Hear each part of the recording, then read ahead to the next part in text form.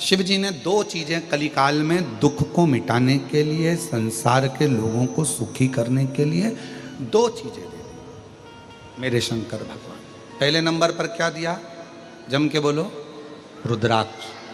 और दूसरे नंबर पर शिव पुराण की कथा कहती है भगवान शंकर का कलिकाल के लोग, कलयुग के लोग, संसार के लोगों के पास इतना बल नहीं रहेगा, तप नहीं रहेगा, साधना नहीं रहेगी, इतनी तपस्या नहीं कर पाएंगे, तो ये मेरा पाशुपत्य अस्त्र नहीं ले सकते, पाशुपत्य योग भी नहीं कर सकते।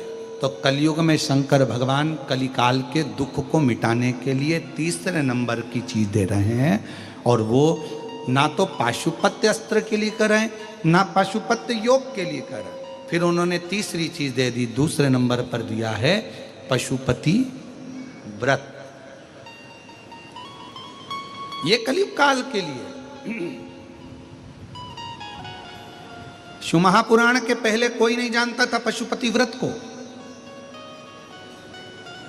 क्योंकि ये ऐसा व्रत है कि आपको किसी के आगे हाथ नहीं फैलाना पड़ता।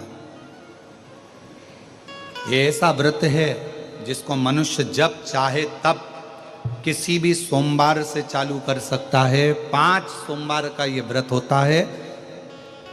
पहले सोमवार, दूसरे सोमवार, तीसरा, चौथा और 5 सोमवार का व्रत होता है। 5 सोमवार को एक ही मंदिर के अंदर जाकर पूजन करी जाती, मंदिर नहीं बदला जाता।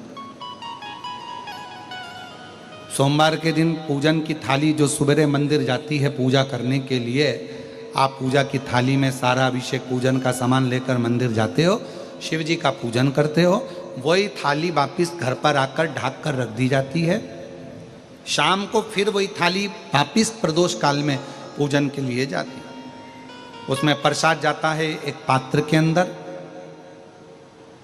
3 हिस्से करने के लिए दोना या कागज या जो भी सामग्री आपके पास में हो वो जाता है। 6 दिए जाते हैं, 6 दीपक जाते हैं मंदिर के अंदर। मंदिर में पूजन वगैरह उसी थाली से, जो तुमने सवेरे पूजन करी थी उसी थाली से होती है। पूजन करने के बाद में 6 दिए जमीन पर रखे जाते हैं, 5 दिए प्रज्वलित करे जाते हैं, जलाए जाते हैं। प्रसाद के 3 हिस्से करे जाते हैं। एक दिया नहीं जलाया जाता, रखा जरूर जमीन पर जाता है पर जलाते नहीं उसको। 5 दिए मंदिर में लगाकर प्रसाद के 3 हिस्से कर कर बाबा को पहले व्रत के दिन बाबा से प्रार्थना करो।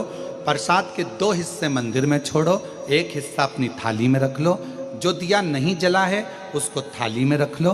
बाबा को प्रणाम कर कर, बाबा आज मेरा पहला पशुपति व्रत है, बाबा स्वीकार करना। पशुपति व्रत का नियम है कि एक समय फलाहार, एक समय भोजन आप कर सकते हैं, पर भोजन शाम के समय करें। और भोजन करने से पहले जो प्रसाद आप लेकर आए हो मंदिर से, वो प्रसाद पहले आपको खाना है। प्रसाद नमकीन नहीं जाता, मीठे का जाता है। बाजार का बना हुआ प्रसाद नहीं जाता।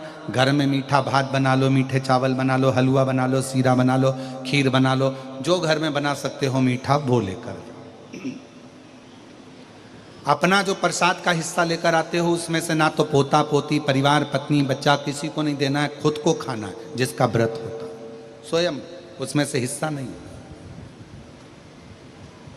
प्रसाद जितना भगवान शंकर के लिए बनाया जाता है कढ़ैया में, तबेली में, भगोनी में, वो पूरा की पूरा जाता है। ये नहीं कि कढ़ाई में आपने आधा छोड़ दिया और आधा लेकर मंदिर चलेगा और फिर मंदिर में 3 हिस्से कर दिए, ऐसा नहीं हो सकता। जितना बनेगा उतना पूरा की पूरा ही जाए। जो 6ठे नंबर का दिया है, जब प्रसाद का हिस्सा लेकर घर में आओ, घर के अंदर प्रवेश करने से पहले सीधे हाथ में, अपना सीधा हाथ राइट हैंड पर बैठ जाओ घर के बाहर, राइट हैंड में दिया लगा दो घर के बाहर। 6ठे नंबर का दिया यहाँ प्रज्वलित कर दो, जला दो। बाबा को प्रार्थना कर कर घर में प्रवेश कर जाओ। प्रसाद का जो हिस्सा है भोजन करने से पहले वो खाओ, फिर भोजन करो, सात्विक भोजन करिए। ऐसे 5 व्रत होते हैं। बीच में अगर रजोधर्म आ जाता है, रजस्वला हो जाते हो, कहीं जाना पड़ जाता है, कोई फंक्शन आ जाता है, तो उस व्रत को नहीं गिना जाता, फिर अगला व्रत गिना जाता, उस व्रत को नहीं गिनता। पर होते 5 ही व्रत। जब 5वां व्रत पूर्ण हो पशुपतिनाथ का, 5वें व्रत के दिन फिर वही की वही पूजन का विधान, पर शाम के समय एक श्रीफल, 108 या तो चावल के दाने, मूंग के दाने, या 108 गुलाब की पंखड़ी, फूल, पत्ती, बेलपत्र, कुछ भी 108 सामग्री लेकर मंदिर जाना है। श्रीफल भेंट लेकर जाओ, बाबा को समर्पित करो। 108 दाने श्री शिवाय नमस्तुभ्यम कहकर, पंचाक्षर मंत्र नमः शिवाय कहकर या ओम नमः शिवाय कहकर चढ़ाओ। बाबा को अपनी कामना करो, बाबा आज मेरा व्रत पूर्ण हुआ है, स्वीकार करना बाबा। मैंने सुना है तो 3 महीने में गोदी भर देता है, ऐसी कृपा करना बाबा। विनय कर कर वापिस सजाओ। 5वां व्रत भी वैसा कि वैसा ही करो जैसा नियम है। ये बाबा का उद्यापन हो जाता है 108 सामग्री चढ़ाने पर, अलग से उद्यापन की जरूरत नहीं। ये शिव जी का पशुपति व्रत। हम पाशुपत्य अस्त्र प्राप्त नहीं कर सकते।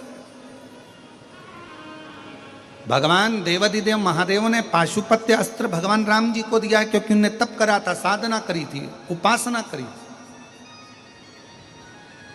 भगवान शंकर ने पाशुपत्य अस्त्र भगवान कृष्ण को दिया है, क्योंकि उन्होंने तप साधना करी।